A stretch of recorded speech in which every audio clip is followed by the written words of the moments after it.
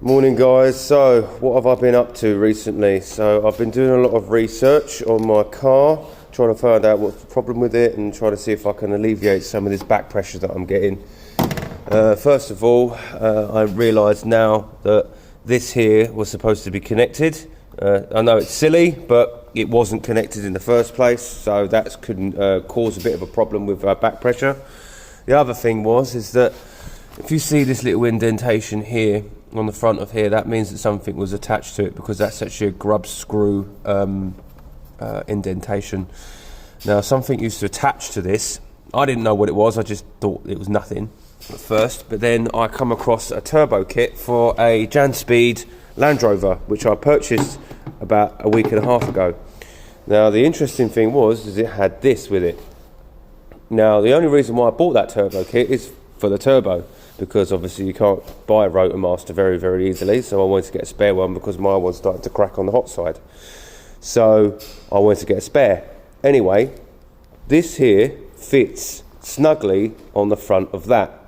Now, if I line up where that is, conveniently, it lines up with the grub screws. So, which tells me that there was a variant or a type of them that used to fit on that. So, my idea of it is that is supposed to be on the front of that for a reason. I don't know what it is yet. I'm hoping I have found out what it is, because it has a small nipple on the end of it. Now, my idea of it is that goes to over here. And what that does is it alleviates the amount of back pressure in the sump.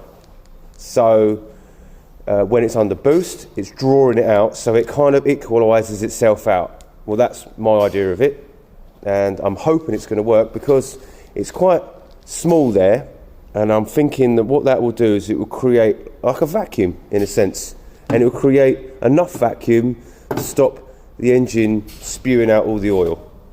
So at the moment I have got an oil leak, but I'm trying to get it under control, and I'm finding certain things have been changed over the years that I didn't know had been changed. I'll show you what the original one used to look like. Was on there, which looked like that. That was the original hose. That was the original one there. So I'm going to buy another one of these, because that's not going to affect it. Because what I'm going to try and do is I'm going to try and put this like that. That's going to go up there like that. Obviously, it's all going to be cut down, and it's going to go down and in, because I'm going to use this, trying to utilise as much as I can. So it's going to go something like that. So all I need to get is a crossover, or to the point I've actually ordered a 180 degree bend. I've ordered one of these because that's a 70mm hose bit in there, and this is 76, and I can't stretch that over that. It's just it's not even going to happen. So, and I will be buying a new one of them, but at the moment, because it's so badly damaged, it's all split and everything anyway, so I'm just going to use it as a template for the time being. All the rubber's gone all hard anyway, so who cares. Right, yeah, so I'm going to go and bring it around and up there. Obviously I'm going to have to chop this so it's shorter and lower, so it doesn't hit the top of the bonnet. That is my idea of it, and hopefully it will work. Also, I have got a hose which will be running from the end of that nipple, this nipple here, and for that nipple, and it will be going to that, to there. So that will be my plan. But we'll see if it works. It might not work, but it may work. But it may help it a little bit. Other than that, it will be a lot of research, a lot of testing, things like that. So hopefully it will work.